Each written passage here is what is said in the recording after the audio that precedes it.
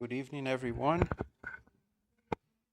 I hope everyone is okay now that winter is almost over. It's not over yet. Have to always remember that it's not over yet, but it is getting there, right? So it was a little warmer today. It will warm up a little bit more the next few days, but today was pretty nice outside. We started to see some little uh, little greens on the trees already, so which always gives us hope.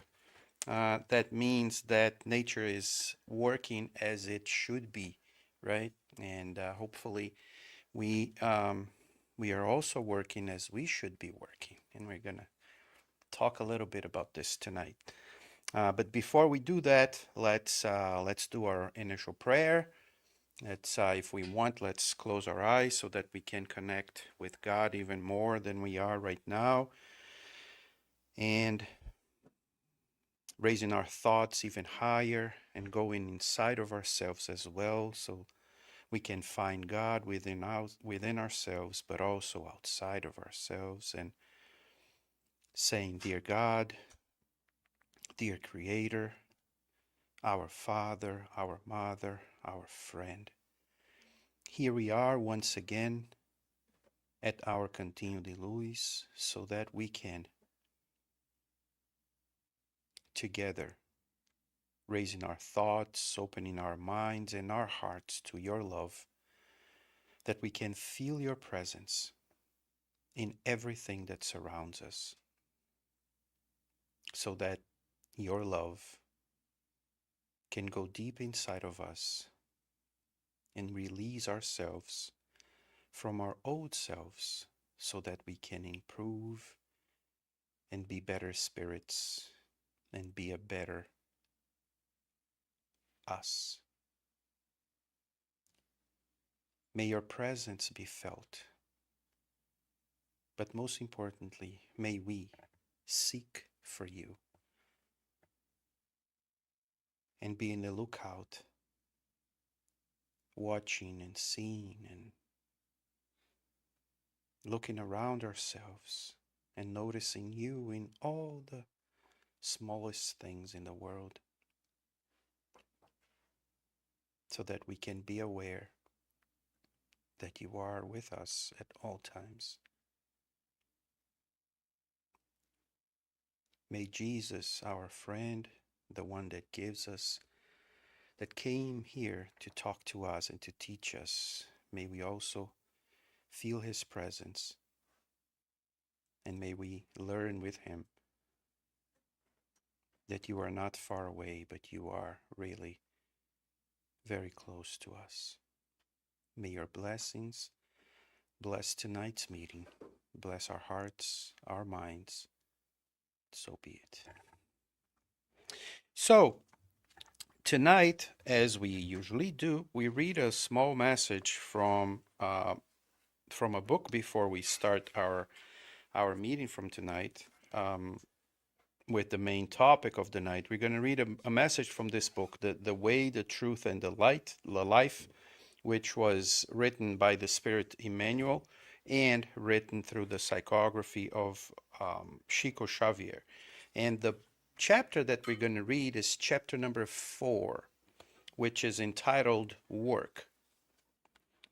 And in John, or in the Gospel of John, chapter 5, verse 17, John wrote, "But Jesus answered him, My Father is working even now, and I work also."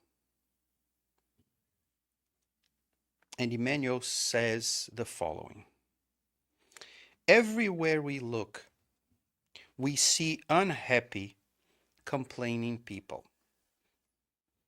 Almost all of them are actually asking for help. Very few love the task they have been given. Most people complain about their job. Those who clean the streets want to be business persons. Those who work in a countryside would prefer life in the city.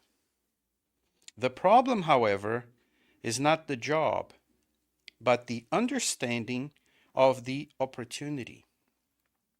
Usually, complaints in this regard are the product of an unconscious laziness. It is the innate desire to hold on to what is useless and ruinous from failures in the obscure past. But Jesus came to save us from dying in sin.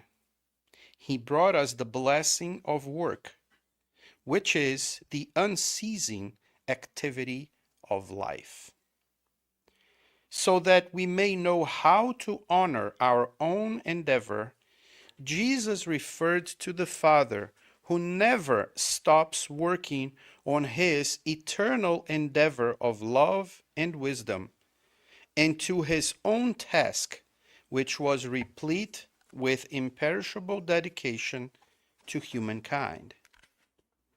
So, and he finishes the message, so when you feel tired, remember that Jesus is working. We started our humble undertaking only yesterday, but the Master has been toiling or working for us for how long? And Emmanuel sometimes is too blunt. Called us lazy. Called us people that don't stop complaining. But the question is, doesn't he have like a point? I think so. We complain about everything and anything until the day when we realize that complaining doesn't solve any problem. It only adds to the problem. Don't complain in work. If you don't want to work that job, look for another job. But don't complain, because complaining just makes our heart grow heavier and then makes the job or the work even worse, not only for us, but for the other ones too. So what Emmanuel is trying to tell us is that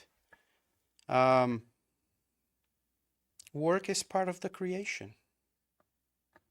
It's part of what it is. Nothing works without work. There needs to be work for us to have what we have, what we are, what we will be, and what we will have. I like to think, for example, and I say this from time to time, I like to think that like a shirt that I'm wearing today, right? I could not make a shirt like this. I need some other people to make the shirt for me. And if it's not a person that's doing it, it's a machine that's doing, all automated. Okay, so who created the machine? It was someone who created the machine to make it work. What if the machine breaks? Who's going to fix the machine that creates the shirt that I'm wearing now? Someone has to do their job, or that other job. Oh, but I cannot do that job. Okay, so what can we do? And we will find a job. And some people are going to find this job better than the other job, which is totally fine. There's nothing wrong with it. Jesus supposedly was a carpenter when he was growing up, right? That's what we hear all the time, because his father was a carpenter, so he worked as a carpenter. Who wants here to work as a carpenter? I bet not everybody, right? But he did his job at that time doing the job of a carpenter. But what if he was a mason that used to work with rocks? It doesn't matter. He used to do something. What do we do? What is the work that a kid, that a child is doing when the child is growing up? Being the child, learning. That's the greatest job that a child can do, is learn. And how does a child learn if not making something? And you can tell me, right? How do you know? Do you know how to write your name? Yes.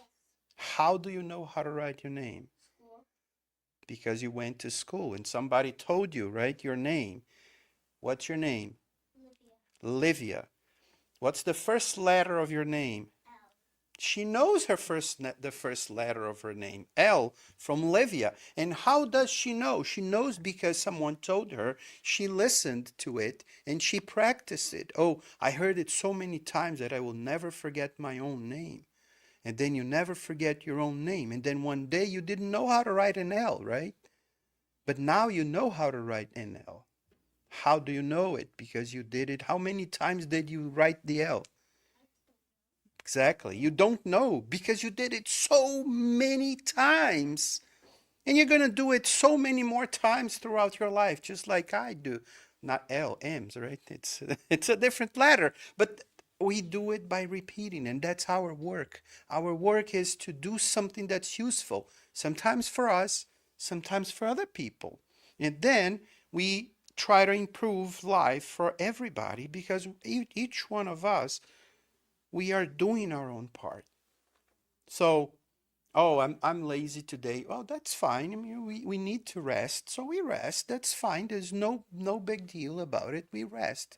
It's like a fan, right? We put a fan, and the fan starts rotating like the blades, and then wind starts coming towards us, right? There's nobody in the room, and if there's no need for the fan to be rotating and wasting energy, what do? We turn it off, so give it a rest. That's us. We rest at night, we sleep at night, but even at night, being spiritists, we know that we rest our body, but we can also work our minds, we can work our spirits, we can go out, we can do, we can help, we can learn. And that's how we can keep working all the time. But and that's the teaching that Jesus brought to us is, I mean, my Father is working ceaselessly. It's still working today, and I am working too. That's what he tells us. So, and what if he is doing this? Why aren't we?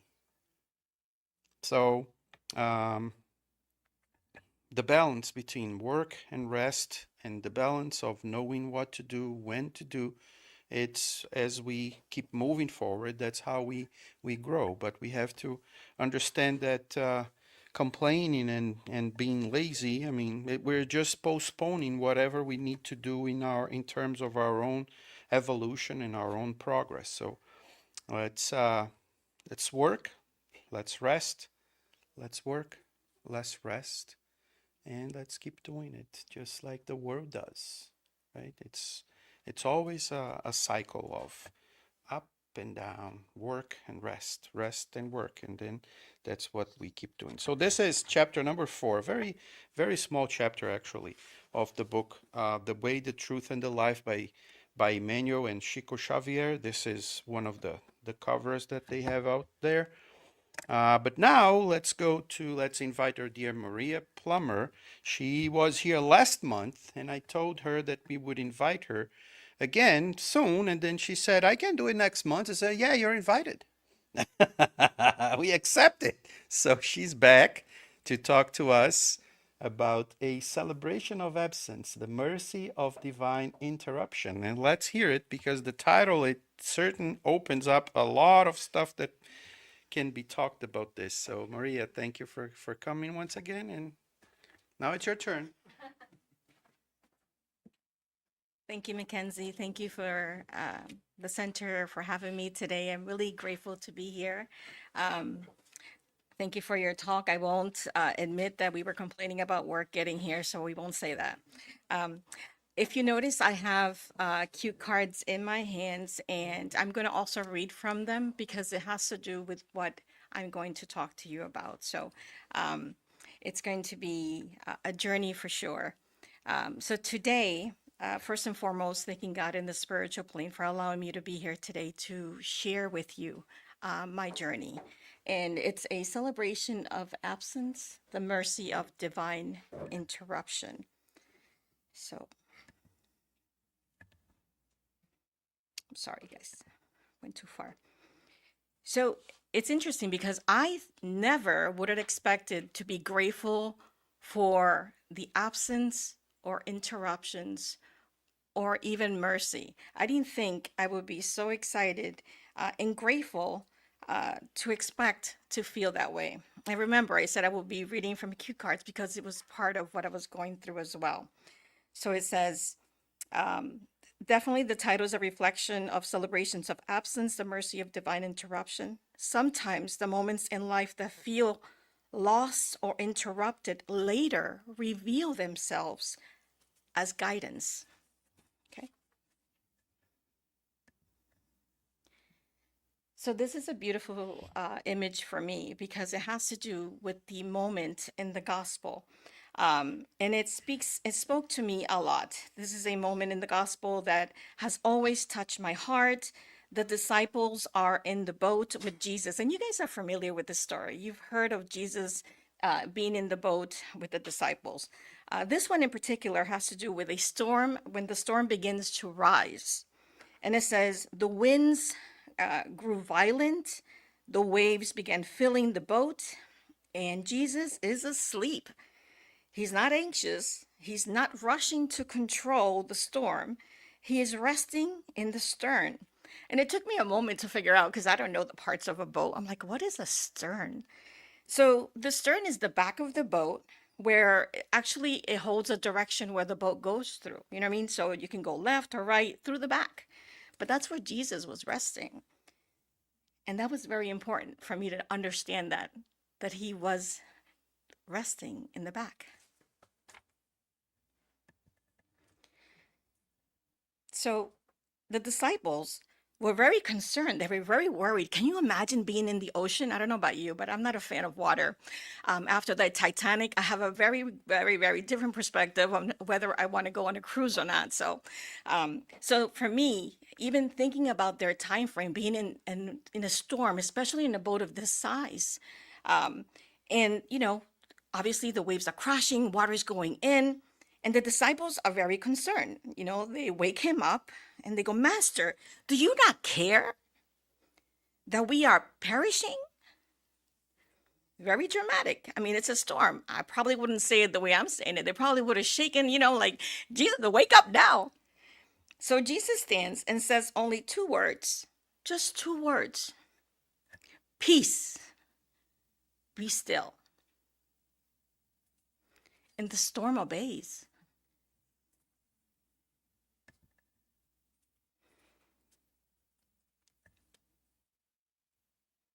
I'm pausing because this is a storm of my life.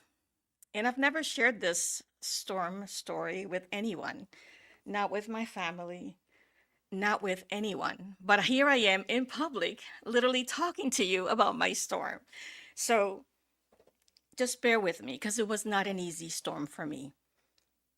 So for many years, I believed that the miracle of the story of Jesus, of calming the storm, um, was very important because of where I was, of what I was going through.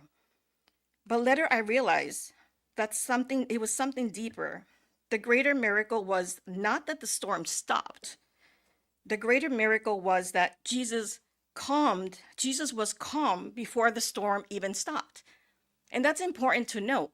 He was not like the disciples. He was not nervous. He was not scared.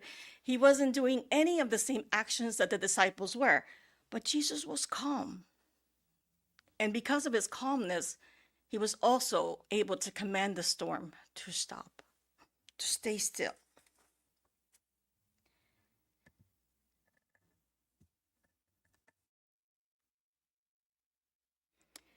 So, storms in life do not always look like the winds and the waves. Sometimes storms look like responsibility. Are you guys familiar with that word, responsibility? I mean, we come to the center sometimes and we just came from a responsibility working 8 or 9 hours, which the topic that Mackenzie just talked about is so ideal, right? We come from work. We are exhausted. We are here to receive the word of God, to feel that love and compassion, to generate more energy for our day and our blessings. So we come here, right? So we understand responsibilities. We have responsibilities at home as well, not just a job. We have responsibilities with our families. We have responsibilities everywhere we look. Sometimes storms look like productivity. If it's not one job, maybe you have two, or maybe three. And who knows, you have a side job of a fourth job because you just don't make enough.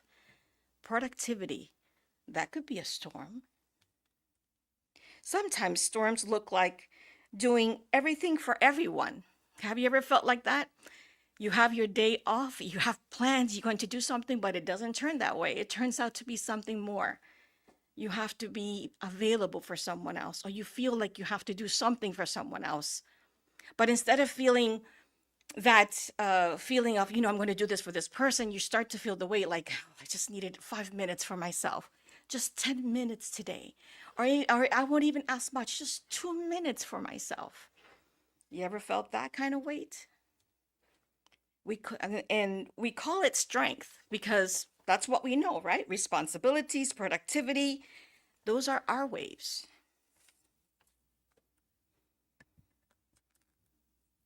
So I want to talk to you about the moment of my experience in the mirror.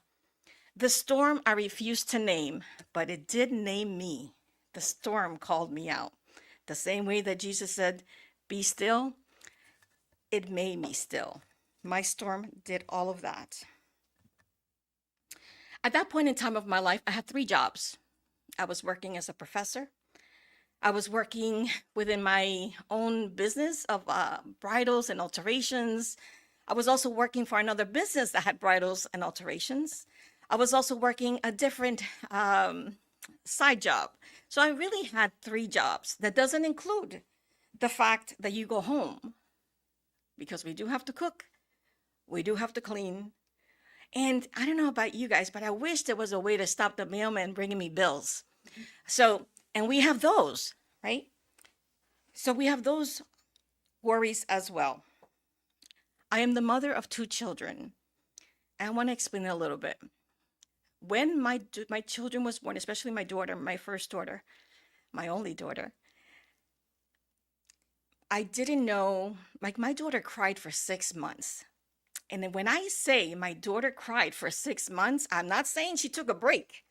From the moment she came out of my belly, something happened that she would not stop crying and crying and crying day and night. There was no way to stop her from crying. This happened for 6 whole months of crying. After figuring out that she had like a little sensitiveness to milk, her milk alone was like $50 to $60. I mean, a little liter. It had to be that special of a milk. To stop her from crying, all of a sudden I went one day to the doctor and the doctor said, "Give her some fennel tea." I'm like, "Fennel tea to a baby?" And he's like, "Yeah, take a little spoonful of fennel tea, of fennel, put it in 1 cup of water, boil it, don't put no sugar, give it to your child." I don't know what that did, but that was like magic. I had covers of fennel everywhere because that was the only thing that made her calm. It helped her balance. And then for the first time, after 6 months, I was able to see who my daughter was because she was no longer crying. It took 3 years for me to be able to hear my daughter. I did not know what her voice sounded like. She never spoke. She was beautiful. To me, she was the most beautiful little girl in the world. And whatever she wanted, it was my first daughter. I mean, I wanted to do everything for her. She wanted to play. I got every single kind of doll possible, but she did not like regular dolls, of course, And, I'm a fashion designer, so my children definitely do not like fashion proof that God has a sense of humor. So my daughter had this little rag doll that she took everywhere with her. She couldn't separate from the rag doll. And it got to a point where the rag doll actually just broke apart. And I had to look for the rag doll. And even though I knew about sewing, she knew her doll. Like she knew every part of this doll. So I had to find a way to find this doll. And I did. I found another one and I bought an extra one just in case that one broke. So there was a little tweaks that I needed to do, but the hair was a little bit of different color and she noticed. So I had to fix the hair to make sure it was like the original. So, a little alteration. She never knew about it, but she was happy. So it got to a point where I was told that my child had autism. I didn't know what that was. None of my families had it or had gone through it. So when I heard it, I didn't know what to do. So I actually, once the doctor told me, experiencing this and, speaking to my husband, I went to my sister's house, who is a nurse, and I saw her. And all I did, as soon as she opened the door, I jumped on her. And I explained what was happening. And she's telling me, oh, don't worry about it. Everything's going to be fine. And it wasn't that I was worried that it wouldn't be fine. I just didn't know how to work with it. What is it? And why do they identify it? As time went on, I realized, and even my son, also within the umbrella, I never noticed how brilliant they are. I may have a master's degree, but the intelligence that my children have cannot even compare. I'm grateful for God's blessings. For the longest time, we wanted children and we were able to have two. So those were also part of my worries, my concerns for my kids to be okay. And above all, because that wasn't enough, ladies and gentlemen, that was not enough. I needed to make sure I did my master's degree at the same time. So if any of you have taken higher education, a master's degree is no joke. And of course, it was through California and it had to be online, which an online class is like 3 times harder than a regular classroom. And I went 3 years getting my master's. Did I sleep? I don't know, maybe 2-3 hours, but it became part of my routine, part of my life. Working 3 jobs became part of my routine, part of my life. Understanding that my kids needed me was part of my life, and I would have done anything for them. So therefore, my life had to change. So I adapted to all of those responsibilities. And that was important to me. So one day, I'm getting ready for church. I don't know about you guys. You get ready for church, you got to put your eyeliner, right? I wish I had a pen, but I was about to put my eyeliner and I'm like trying to get close and I'm trying to do you have to get the line right or else what's the point of an eyeliner? So you start putting that little pencil at the edge and then all of a sudden I'm like, why can't I not get this line? And I noticed that for a while. Then I started looking again. My eye was moving, not blinking. It was literally moving. So I could not get it to put the eyeliner because my face started to melt. So I was in front of the mirror with an eyeliner trying to figure out why I can't, actually the most important part was that I couldn't get the eyeliner line on. At that moment, I wasn't thinking about the melting of my face. So when I realized what was happening, all of a sudden my right side wasn't functioning. I was not able to do much. And it was hard. It was hard to see all of that happening at the same time. And at home, the only people that were home at that time were my son and daughter. So my children do not react to emergencies the same way that I would react to emergencies. They would almost say that I'm exaggerated. I mean, I don't know why they would say that about me, that I'm exaggerated, but I'm going to let that slide because they're my kids, but they don't react the same. They don't react the same to my concerns or my reactions. So when my face was melting, I needed to find a way to call for help. The phone was in the kitchen because, why would I bring the cell phone to the bathroom? So I had to try to walk. And of course, I was noticing that I could not walk on my right side. So I'm thinking, how do I do this? Because just taking a few steps felt like a few miles. I couldn't get to the phone. When I did, that I was able to get to the kitchen and dial, the first person who I thought of was my dad. He's a very special man to me. We're actually not related, but to me, he is like a father. So was he was the first one always, to think about. So I start, I have this little face icon. So I clicked on the face, his number, um, got on, and I'm holding it, and I'm trying to talk because I could not talk. And I'm trying to let him know that I need help. And I don't remember the exact conversation. And there's a reason why I don't remember. And as we go through, you're going to understand. I could not remember the exact conversation, but I knew I wanted help. And he's like, "Do you need help?" And it was so hard for me because remember, I had 3 jobs, always taking care of the family, doing responsibilities, going with the masters, very active in the center, very active in the community. So when he's asking me, "Do you want help?" I didn't know how to say yes, even being at the moment that I was in. And I just called him to help, but it was hard for me to say yes. And when I finally said yes, obviously he called someone to help me. We ended up in the hospital. Um, and when went to the hospital, other things happened. But just know that at the moment of transition of what I was going through, I was actually feeling peace. Sounds weird, right? I was feeling peace. And you're like, you're just telling me this dramatic story and you're saying, yeah, I know you're laughing. You're like, you feel peace. But I did. I felt peace. So I want you to remember that. Remember where we stayed with the story, okay? So difficulties often become instruments of moral transformation. And the gospel according to Spiritism tells us that, right? Difficulties is what helps us. And suffering is not punishment. And even though I did not know it at that time, I wasn't thinking like I'm thinking right now that suffering wasn't punishment. Yes, I read the gospel, but one thing is reading it, another one is going through the motions. You know, love your brothers, right? Sounds very easy, but sometimes loving that brother, it takes a little bit more energy than you think. Everybody's shaking their head. But we all go through these moments. And it's very important for us to understand, even as students of Spiritism, we're not perfect. We will have our trials and tribulations, but it's really up to us on how we take that, how we grow with that. And it's not a punishment. And it took me time to understand that what I was going through was not punishment. And the opportunities of transformation was actually there. There was a growing purpose to this. So there's actually 2 chapters in the gospel that actually I find very powerful with the message that I want to give today, which is chapter 5, which is Blessed are the merciful. We are reminded that mercy is one of the greatest expression of love.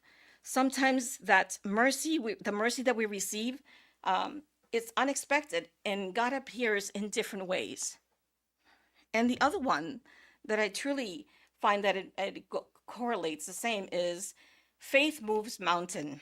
You guys have heard about, faith. If you have enough faith, you can, the size of a mustard seed, you can tell the mountain move and it moves. So me trying to be logic, I'm like, that's a lot of faith to move a mountain because I was thinking of a physical mountain. Can we move a physical mountain? It could be. Don't say no. Don't say no yet. You gotta say yes. Follow the path.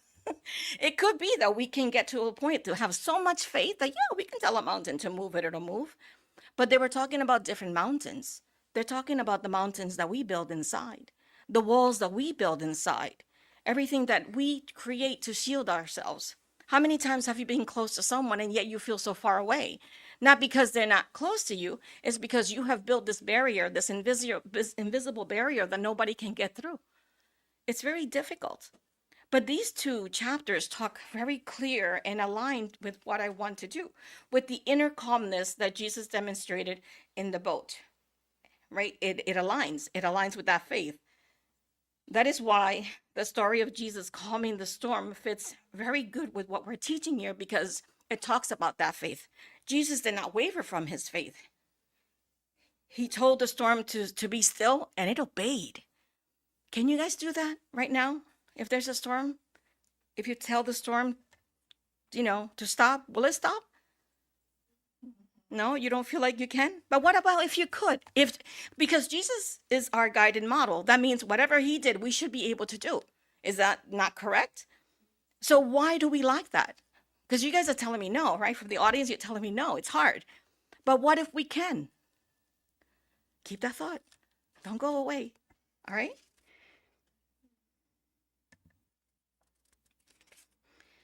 So suffering is not punishment from God. And it's important for us to know that because, you know, even though I was going through all of this, I didn't feel like that. I didn't feel like suffering was not a punishment from God. And I wasn't blaming God, but I was wondering, why am I suffering? Like, I understand I came to this world to do better, to be a better person. But I mean, do I have to suffer all the trials and tribulation at the same time? I mean, can it be like I pass through one, pass it, and then go through the next? But, they don't come when we want them. But when they come with a full force. And that's what we have to understand. Because a lot of that, the same way that Jesus told the storm to be at peace, we control our storms. Did you guys know that? I know I'm learning that we control our storms. So think about what I told you about how my life was and what I was doing. I was stressing myself to the core. So the reason that storms happen also is because it does transform us. It forces a change, not force, but it does help us. It gingerly guides us to a different area. So according to the teachings, when life is comfortable, how much of us love what we do, or we have a certain pattern, and if something breaks it, our day is not the same. Are we comfortable where we are? I see you guys smiling. Are you? We rarely question ourselves. We rarely change deeply. When we're comfortable, we don't change. Why should we change something that we feel comfortable in? It makes no sense. If it's working and it's not broken, why reinvent the wheel? We remain attached to habits and illusions. Think about it. What habits and illusions do you attach yourself to? I know what I attached myself to, and I'm explaining it to you. I'm explaining a story that I never shared with my family, and that is not easy. But when a trial comes, when we reflect, we become more humble. We seek God. We evaluate what truly matters. And in the sense, difficulties becomes a teacher. Difficulties becomes the teacher. Think about that. Our guide and model helped us through a trial, especially when they were in the boat. It's the same thing with us. We're going through those storms, but the storm reveals something important. It reveals who was in the boat with them. Jesus was with them. So why is it that when we're going through our trials and tribulations, do we think about Jesus? Let's be honest. Is Jesus in your boat? She's like, So think about it. It's important for us to understand. If we're here, right, we're studying, we're learning that Jesus is our guided model, that God above all is in our hearts always. He created us. We are part of his light. Why do we have such a hard time with that guidance of Jesus, of being led, even through the storms? It reveals where we need humility. It reveals where we need to trust God more deeply. For me, what felt like a collapse became an awareness. The interruption that frightened me became the moment that allowed me to discover peace. So when we hear that difficulties becomes instruments of transformation, it means something very simple. The storm we fear is the very thing that's going to help us grow spiritually. Isn't that interesting? I didn't know at that moment that putting an eyeliner would affect me that way. But it wasn't the eyeliner, but it was everything else that I put on myself. This book is very important to me because when I was going through my challenges, my storm, and the reason I say I was calm is I couldn't remember. I went through a moment that my brain, half of my brain, kind of went a little dark. And I couldn't remember. Guys, I couldn't remember that I had bills. You know how happy I was? I mean, I was so excited. Can you imagine? You're right here, right now. Imagine you had no bills. I mean, you guys are all smiling. I know the cameras don't see you, but you're all smiling. Imagine if you had no bills. Wouldn't life be amazing? You worked because you want to work, not because you have debt, right? I couldn't stop the mailman still from bringing those um, the mail, but I couldn't remember that I had them, so it didn't matter that he brought them. So it was important for me, for you to understand my story, that it came a moment that I have forgotten everything. I didn't remember the names of my family. I speak Spanish and English, and I totally forgot the Spanish language. And it was funny because I could not get my words out. For example, if I wanted to say peace, right? The first words to say it will be like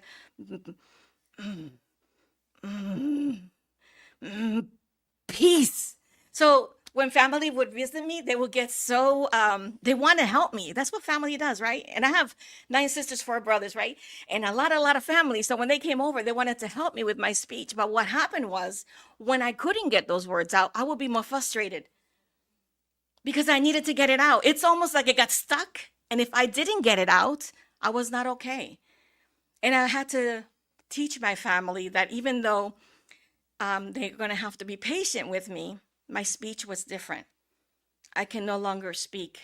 Memory was to the point that, you see how I have cue cards? You see how I have a PowerPoint, right? I have so many things, cue cards, phone, you name it. This was my memory. It says renunciation, right? I should be able to turn my head and say renunciation. It got to the point where I say, okay, renunciation, okay, renunciation. That's how my mind was. I could not obtain memory, which is why I wanted to show you some of my path. And I was a teacher. I couldn't remember my students, couldn't read anything. Can you imagine being in front of the class and you don't know who your students are? Can I remember the name? It was hard. I couldn't tell anyone. So I did my best and I prepared myself and I had pictures and I had everything. It was slowly coming and I didn't know that my storm was slowly coming. But this book was very important to me because when I was home and healing, this book, it was summer. And I remember going outside. I could read okay. It was funny because I can read okay. I just couldn't get it out. So I trained myself to read one chapter every day. Every day.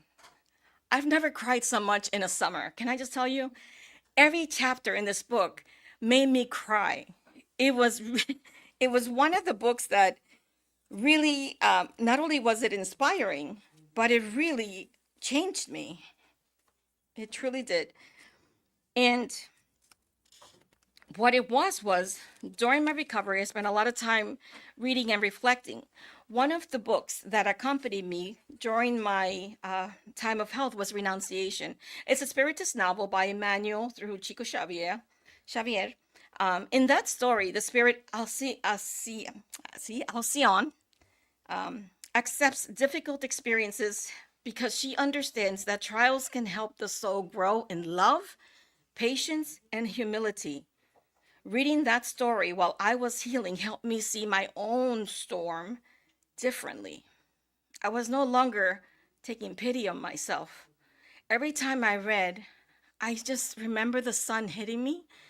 And after every chapter, because every chapter made me cry. I don't know if you guys ever read this book, but every chapter made me cry. Not that I'm not an emotional person to begin with, because let me tell you, there's moments, but every chapter made me cry. And after every chapter, I would remember praying. I remember asking God to forgive me for what I did to myself. Every chapter, every day, I would ask God to forgive me for I was very conscious that I was the one who created this storm, that I was the one who put myself in that situation. I wasn't blaming God. I wasn't blaming Jesus. I wasn't blaming the spiritual plane. I wasn't blaming my neighbor. I wasn't blaming my husband, my kids, my jobs, nothing. I was blaming myself because through all the time that they tried to help me and guide me, I was not listening. But this book made me see things differently. And I remember asking for God's mercy and God's love every single day. And I started feeling a type of energy that I've never felt before. I felt healing energy. It was amazing. And plus the fact that I didn't remember bills, it was just amazing. I wasn't working or anything. It was like a full vacation. So I don't remember what I looked for to other people. You know how you can get sick? You can see through your eyes, but you don't know what they're seeing. I don't remember how distorted I looked or anything like that to them. Obviously, I don't see through their eyes. But to me, I felt amazing. Every time somebody visited me, I'm like, I would be so excited. I couldn't speak, but I'm like, yes, somebody's here. It's exciting. But it was all mostly through my mind because I couldn't get the words out.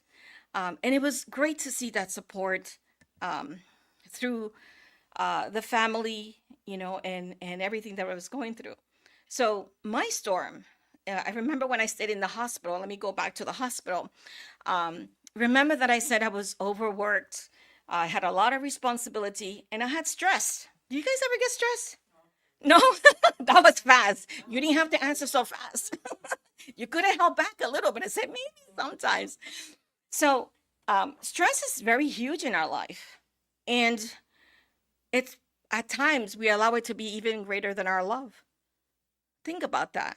Think about what we give strength to. But in my life, with where I was going through and everything that I was going through, I was extremely stressed out. I didn't know how to share my life concerns, not even with my own husband. I didn't know how to do that because through all my life, even my mom, all I saw from my mom was that she worked 24/7. She had also 3 jobs, she had her 13 kids. And I just remember her working all the time. So that's what she instilled to us, to work all the time. In a young age, we were all working at a blueberry field, picking blueberries at 4 a.m. And I remember being, 6 or 7, and we were still picking blueberries every single day to survive. So our mother gave us the understanding of work. So that's what I knew. I worked. I did not complain about it. So it got to the point where I was seeing a doctor. My doctor was so concerned for me that he sent me to a neurologist with a doctor for the brain. And the doctor would say, you're stressed out. And he's like, he's telling me what is my life. And I told him exactly what I'm telling you, my 3 jobs, all of that. And he's like, you're very stressed out. You need to stop. I go, well, I don't know what you're talking about. This is just my life. What are you talking about that I'm stressed? I totally disregarded the fact that he was a doctor of the brain and that I knew more than he did. I actually went 3 times, and 3 times I ignored his advice because he just didn't understand me. How would he tell me that I was stressed out, living my own life? You guys know what it is. You have responsibilities. The doctor's not there working for you. He's just saying, I have another medication from you. It got to the point that I had a pharmacy in my house because that's how much medicine they wanted me to take. And you take advice, you take the medication, but there's side effects to that as well. So keep in mind, I was seeing a professional and I was not listening. Even my family's like, slow down. You have, it's okay. My husband's like, if it doesn't get paid, it doesn't get paid. I'm like, what, are you crazy? Of course it needs to get paid. It's a bill. We pay bills. That's why they come to the house, you pay it, and we're all happy. But happiness does not come that way. So it was important to understand where my mind was, so you understand my story. So at the time, it felt like a crisis, but afterwards, it produced transformation. So everything that was going through the hospital, I even remember being in the bed. The light was affecting me so much that I actually had to be in the dark. Can you imagine? I had to be in the dark because I developed this kind of migraine sensation that it actually wrapped around your head like a halo. And I could not get that sensation away. And it was a migraine. And they had to shut my eyes totally closed. And I had bandages. So I couldn't talk. My face was melted. I had bandages. And I remember just sitting in the bed at the hospital. I couldn't see who would go in, but I can tell when someone was there. And I remember my dad coming in and he goes, "What a life." I remember I couldn't say much, but I'm like, that's right. It's a great life. I was so excited. So I must have looked horrendous My mom would call from Florida and she would be crying. I remember having my sister in the room and I had to give her the phone because she wasn't listening to me and I couldn't speak well for her to listen. So, I had my sister deal with that in the sense that I couldn't help her and I couldn't express myself. So it was important for you to understand that I was happy. Do you understand what I'm saying? That I was in the hospital, I couldn't walk, I couldn't talk, I couldn't remember Spanish. I couldn't remember that I had bills. It was so exciting. And but the thing is, when I went home, I remember my family. I knew who they were. I just couldn't remember their names. That's hard. Like I couldn't remember. I could only be in the present. Do you know how hard that is for someone who thinks as much as I do to be in the present? It's very difficult. How many times have we been in this room, someone's speaking, and you're thinking about, oh my God, I got to work tomorrow. Oh my God, this is due. And I got to work extra hours. When is this done? She said an hour. you know, we think about all these things. We have all those things in our mind. So for us, it's important to understand ourselves. And I was so content where I was, where God had placed me, because I allowed myself to be present and to feel where I was. And I never had that before because I was too worried about everything else every single day. So that, my friend, was important. It was a deeper sense of God's presence. And it's a teaching for me, the difficulties that became the instrument that changed me. It was that moment that changed me. In the Spiritist understanding, trials are not punishments sent by God. They operate from transformation when everything has been too comfortable for us. When things like this happen, it's almost like, you ever got lost and your GPS is taking you somewhere else, but still to the same location? We have to be reset. So to me, what I was going through, I was being reset. Working 3 jobs was not something I was supposed to do. The bills are going to be coming even if I don't want it. I mean, I could hide my mailbox, but they'll still find me. They're good at that. So I was worrying about the wrong things. I was giving more strength to the things that overwhelm me instead of the strength of God, instead of the strength of knowing that He's got this. And if He's allowing me to go through this, He has the answers. It's funny because every time we've had tragedies in our home, it was so much better. Our lives were better for it.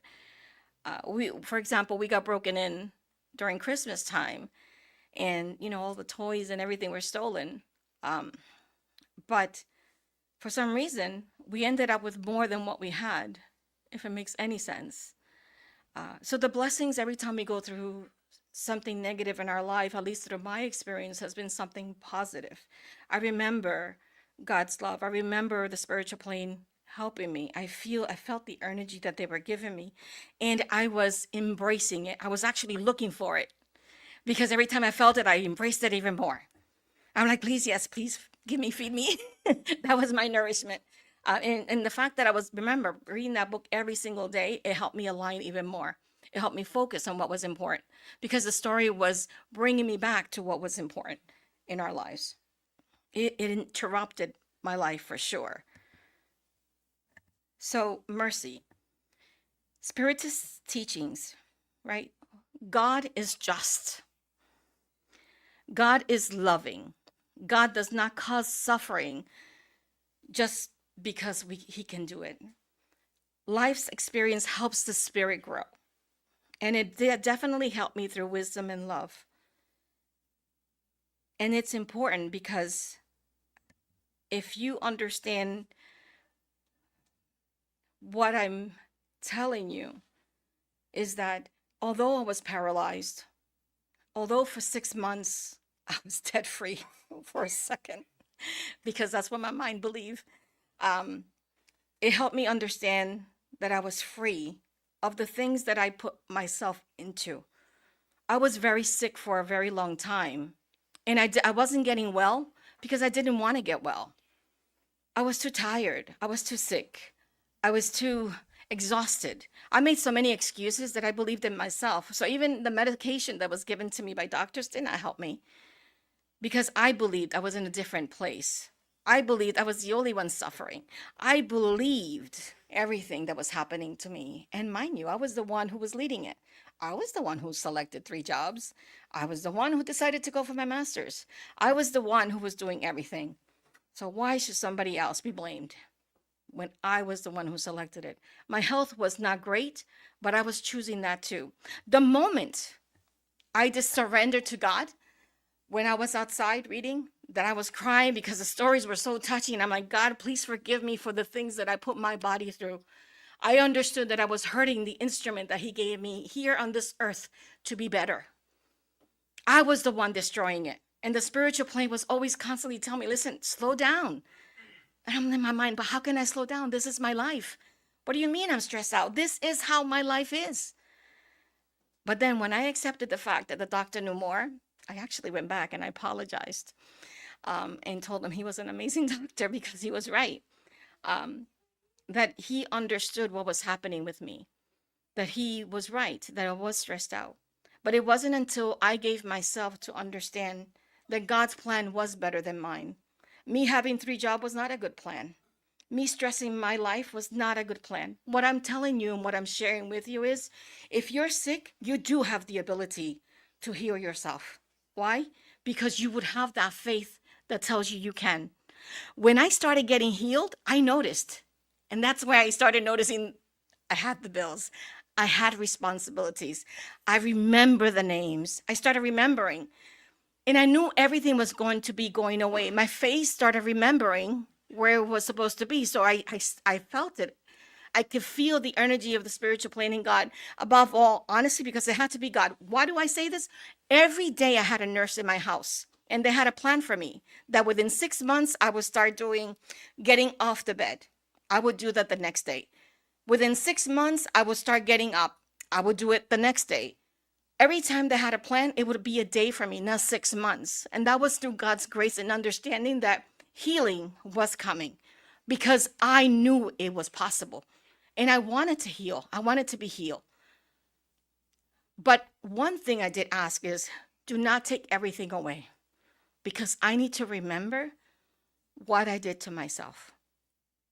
Today, I can't speak clearly just having a speech like I'm having with you without having something to remind me of what I'm going to be talking to you about.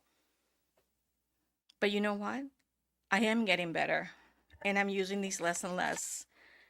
And I have no doubt there will come a time where I'm just going to be able to talk with nothing else to remind me of what I'm supposed to say. Because healing is already inside me. God's grace is already inside me. The love that He gave for me is already inside me. And what am I telling you is, do not allow every stresses in your life to change. Do not allow those storms in your life to take over. You tell them, be still, just like our guide and model did. Because if he did it, we can do it. Be still. Be still and firm in your love. Be still and firm in all that you believe. Believe in yourself above all things, that you are worthy, that you matter, that in this life, what you do with your life, it's up to you to choose those paths. And you can't blame the person in front of you or in back, or that you had a hard childhood, or that you came from rough beginnings, because we are the ones who make those choices. We are the ones who can make that change. I learned to love myself. I no longer look in the mirror and just see someone I don't want to see. I see who I am, and I love her for it. I love who I am. And I'm loving you guys for allowing me to share my story with you as well. I hope you understand my journey and what it means for you not to give up in all the trials and tribulations that you have in your life. You are bigger than the problems that we face.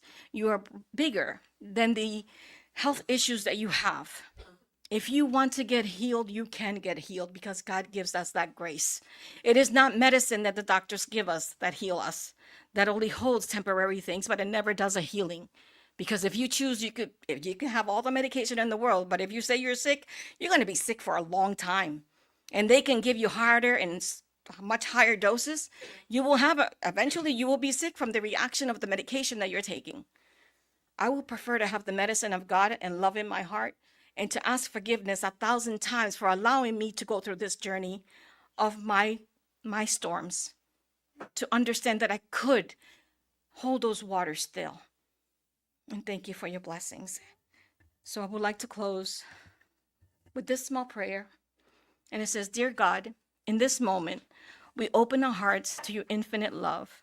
We thank you, Jesus, our guiding light, for teaching us that amidst life's storms, your mercy is our refuge. As we reflect on our journey, we ask for your wisdom to heal, your strength to endure, and your love to guide us forward. May we feel Jesus' love surrounding us always, my God.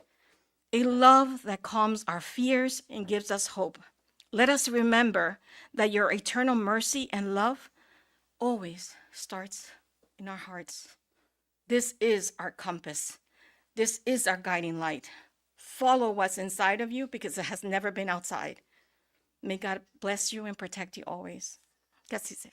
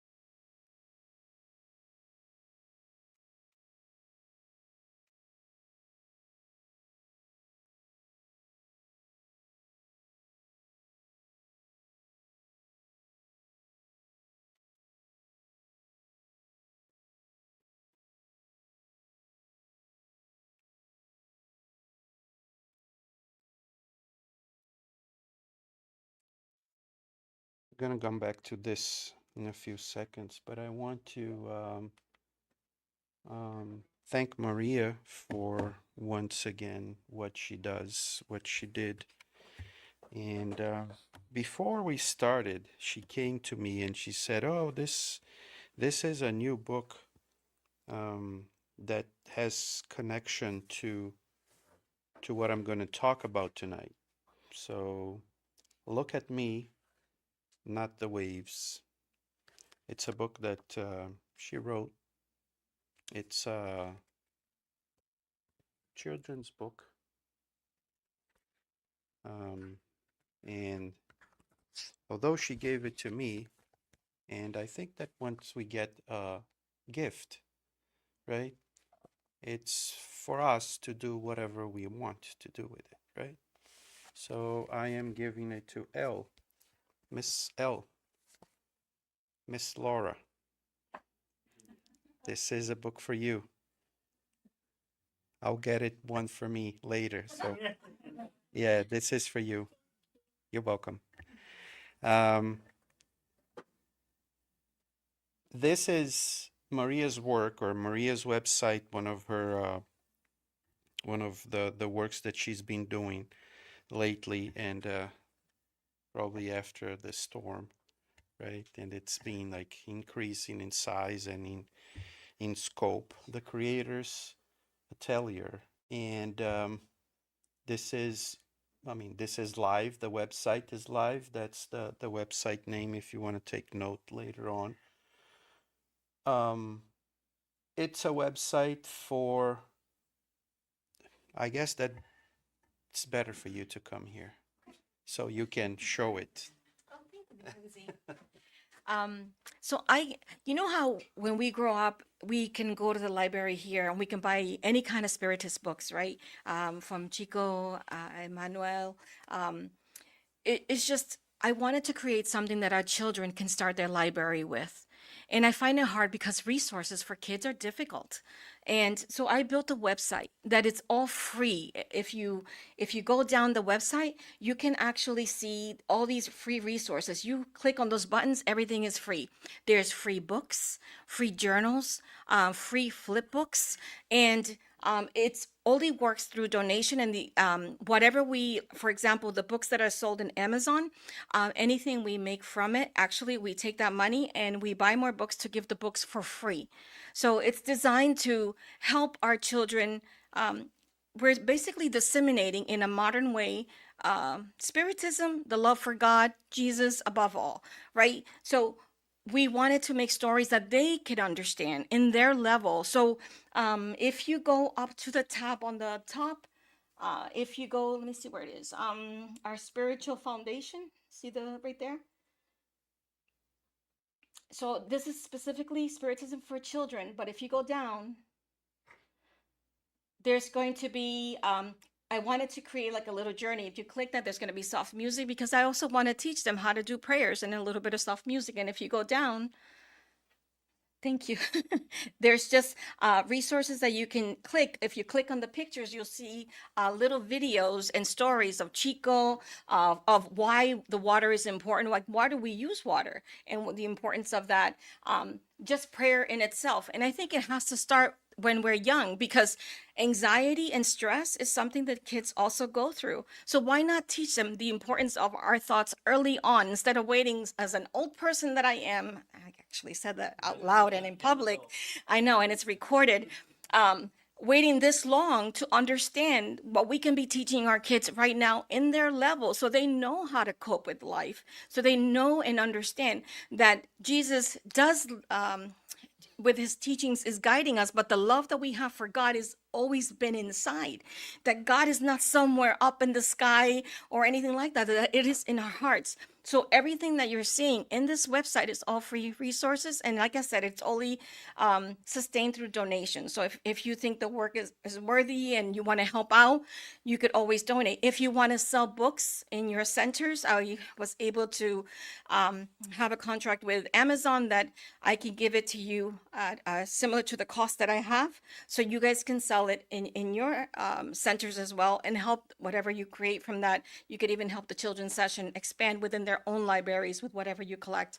The whole thing is that we're giving it forward. That which God has created for us to allow to be here in this earth to do, that we're paying it forward for our children, especially for them. Because without them, there is no future.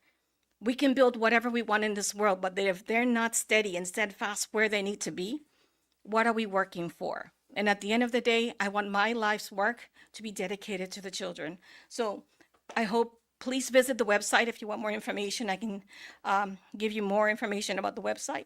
But it's all free resources, honestly. And if you think there's an idea, like let's say you're a Sunday school teacher, you're looking for some guidance in what to do, let me know and I'll help create something for you, okay? It's made with a lot of love, and I hope that you get the chance to experience it, but above all that, pay it forward to a little one, okay? There's also like books for when the baby's already in the belly, for moms to read poems, because that's how they start. They start to understand your voice. What better way to talk about God while they're in your tummy, right?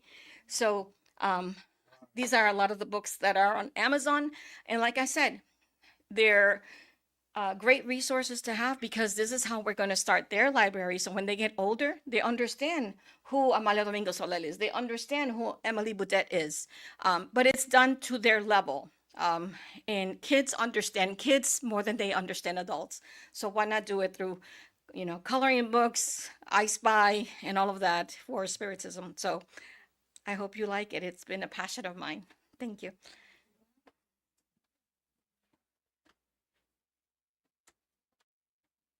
Yeah, so I wish I was a kid right now, looking at all these pretty and colorful pictures and lovely stories. This is that's a great story right there, the storms one. Um, and she is planning to do this also in Spanish and in Portuguese. So, I mean, this is all in English now, but she's planning to do as you noticed, she speaks Spanish and English, and she she also plans to do it in Portuguese too. So keep checking the website. Just take a note of the name. It's easy to search. Google search, you'll find it easy. So it's these days it's so much easier to find stuff that we don't even need to remember that much. But the Creator's Atelier and Maria Plummer, so you're gonna see it there. So thank you, Maria. It was inspiring um, um, and calming through the storm. So it was pretty good, and you will come back. I'm pretty sure. Yeah, we will schedule another date as Eric will come back too. Next time, probably not just to sit down, but to come here and talk to us. We will schedule something with you guys again, and I hope you all enjoyed as much as I did, and so that we can finish it up. I was telling Maria that next month actually, and we're gonna have, well, next month the Cantinho is celebrating 24 years of age, and next month will be a kind of a little, I mean, special in a certain sense. We're gonna have a book club here, so we're gonna have like a small space in the back with arrangements about books and stuff. So we plan to encourage people to read more, and we're gonna have at least two special nights where we're going to sit here and discuss a book. So we are going to tell which book it's going to be so we can all kind of read if we want. And then on that specific night, we can discuss the book, and just like a book club that is done everywhere. If you go to, I live in Salem, which is a town close by. I don't know if you guys live around here or not, but and I go to Salem's library at least once, or it's actually twice a month they do, no, once every 2 months. So they do a book club there. So they say, okay, this next book club is going to be about this book.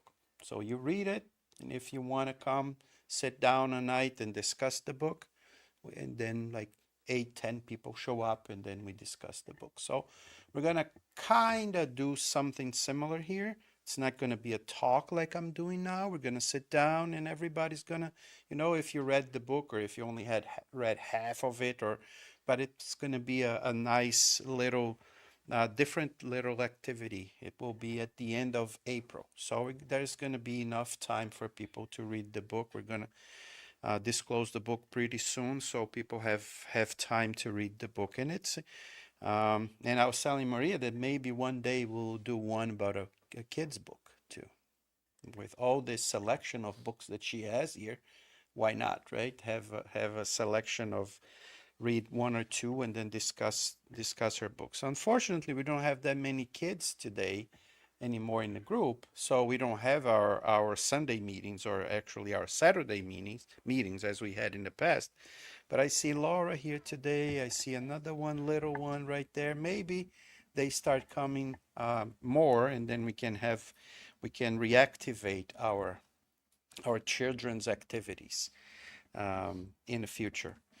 What else? What else anything else? You think that's it? Yeah. Just remind everyone, this meeting happens once a month in English. It's the second Monday of the month. We have this session in English. All the other meetings are in Portuguese. On Saturdays, we don't have a meeting in English, but it's every Saturday at 7 p.m. Here it's every Monday at 7 p.m.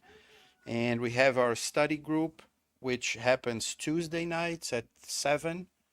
But tomorrow, we're not going to have the study group because we're having a study about the passes. So that will be our last study, right?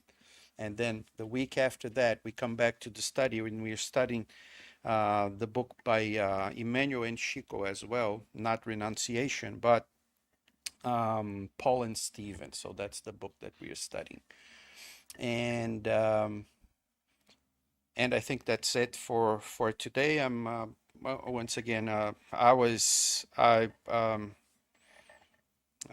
really taken aback by what you were saying here. So it was very touching. It went very, very deep, and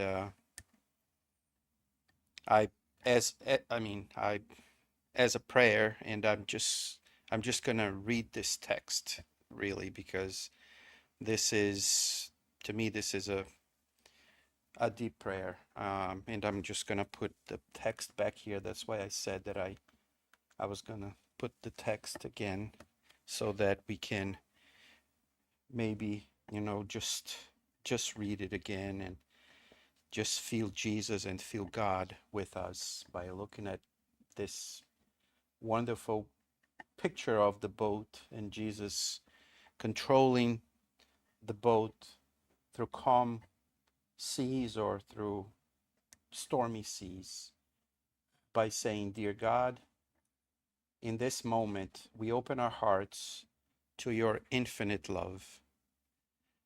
We thank you, Jesus, our guiding light, for teaching us that amidst life's storms, your mercy is our refuge.